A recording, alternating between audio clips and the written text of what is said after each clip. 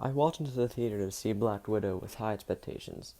After all, it had been 2 years since I had donned my Marvel fanboy hat to see an MCU movie. But even with my Marvel fanboy hat on, I couldn't help but walk out of the theater disappointed. The whole reason the MCU is a universe and not a bunch of movies is because of the interconnected stories. However, Black Widow makes no impact on the MCU whatsoever, save for a vest and an after-credit scene. It explains very little about the overarching plot, and the one part of it that they could have used to tie it in with all the rest of the MCU, the beginning where Ross is trying to catch Nat, which they drop point 0.2 seconds in and say, well, she's in a trailer, therefore the entirety of the government can't catch her.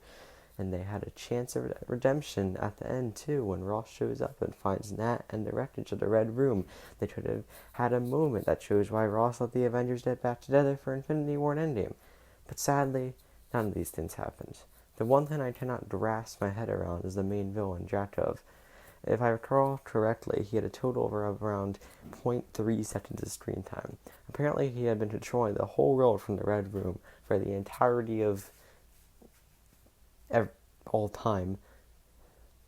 But you're telling me S.H.I.E.L.D., yet alone Hydra, didn't notice a bajillion Black Widows running around assassinating people. Dreykov possesses no threat to that, which they literally show in a scene of him punching her and her being fine and walking it off. Compare this to the Winter Soldier, where the main villain is connected to the main character and possesses a threat to the overarching plot. Overall, Black Widow is frustrating, disappointing, and feels like a forgettable film like Thor: Dark World.